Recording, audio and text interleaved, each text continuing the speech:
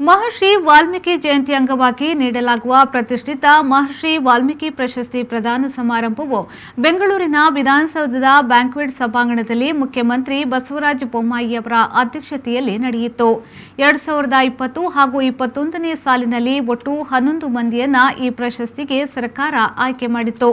ಮೈಸೂರು ವಿಭಾಗದಿಂದ ಪ್ರಶಸ್ತಿಗೆ ಆಯ್ಕೆಯಾಗಿದ್ದ ಉಡುಪಿ ಜಿಲ್ಲೆಯ ಗೌರಿ ಕೊರಗ ಕೆಂಚೂರು ಅವರಿಗೆ ಸೇರಿದಂತೆ ಪ್ರಶಸ್ತಿ ಪುರಸ್ಕೃತರಿಗೆ ಮುಖ್ಯಮಂತ್ರಿಯವರು ಪ್ರಶಸ್ತಿ ಪ್ರದಾನ ಮಾಡಿದ್ರು. ಪ್ರಶಸ್ತಿಯು 20 ಗ್ರಾಂ ಚಿನ್ನದ ಪದಕ ಹಾಗೂ 5 ಲಕ್ಷ ರೂಪಾಯಿ ನಗದು ಮತ್ತು ಪ್ರಶಸ್ತಿ ಪತ್ರ ಹಾಗೂ ಸ್ಮರಣಿಕೆಯನ್ನ ಒಳಗೊಂಡಿದೆ.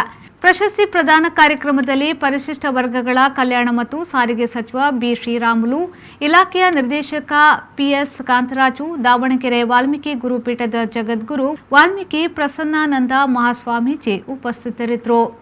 ಕೊರಗ ಸಮುದಾಯದ ಅಭ್ಯುದಯಕ್ಕಾಗಿ ಸೇವೆ ಸಲ್ಲಿಸಿದ ಹಾಗೂ ಸಮುದಾಯದ ಮೂಲಭೂತ ಅವಶ್ಯಕತೆಗಳಿಗಾಗಿ ಅನೇಕ ಚಳವಳಿ ಕಾರ್ಯಕ್ರಮಗಳನ್ನು ರೂಪಿಸಿದ ಕೊರಗ ಸಮುದಾಯದ ನಾಯಕಿ ಬ್ರಹ್ಮಾವರ ಕೆಂಚೂರಿನ ಗೌರಿ ಕೊರಗ ಅವರು ಕಳೆದ 2 ದಶಕಗಳಿಂದ ಸಮಾಜಮುಖಿ ಕೆಲಸದಲ್ಲಿ ತನ್ನನ್ನು ತಾನು ತೊಡಗಿಸಿಕೊಂಡಿದ್ದಾರೆ. 2000ನೇ ವರ್ಷದಲ್ಲಿ ನಡೆದ ಕೊರಗ ಸಮುದಾಯದವರಿಗೆ ಭೂಮಿ ಮಂಜೂರಾತಿಗಾಗಿ ಚಳುವಳಿಯಲ್ಲಿ ಗೌರಿ ಅವರು ಮುಂಚೂಣಿಯಲ್ಲಿ ನಿಂತು ಹೋರಾಟದಲ್ಲಿ ಭಾಗವಹಿಸಿದ್ರು. ಅಜಲು ಪದ್ಧತಿ ನಿರ್ಮೂಲನೆಗಾಗಿ ನಡೆದ ಅಜಲು ವಿರೋಧಿ ಚಳುವಳಿಯಲ್ಲಿ ಗೌರಿಯವರು ಸಕ್ರಿಯವಾಗಿ ಭಾಗಿಯಾಗಿದ್ದರು. ಕೊರಗ ಸಮುದಾಯದ ಮಕ್ಕಳ ಶಿಕ್ಷಣಕ್ಕಾಗಿ ಹಾಗೂ ಸಮುದಾಯದ ಜನರ ಆರೋಗ್ಯ ಸುಧಾರಣೆಗಾಗಿ ಪೌಷ್ಟಿಕಾಂಶದ ಯೋಜನೆಯ ಅನುಷ್ಠಾನಕ್ಕಾಗಿ ಗೌರಿಯವರು ದುಡಿದಿದ್ರು.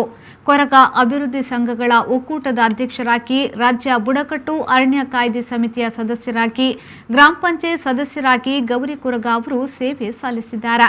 ತನಗೆ ಸರ್ಕಾರದಿಂದ ಮಂಜೂರಾದ 1 ಎಕರೆ ಭೂಮಿಯಲ್ಲಿ ಗೌರಿಯವರು ಅಡಕೆ, ತೆಂಗು, ಬಾಳೆ, ಗೇರು ಬೆಳೆದು ಯಶಸ್ವಿಯಾಗಿದ್ದಾರೆ.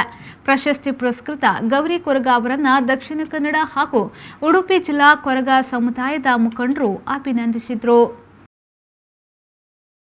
ಬ್ಯೂರೋ ರಿಪೋರ್ಟ್, ವಿ4 ನ್ಯೂಸ್, ಬೆಂಗಳೂರು.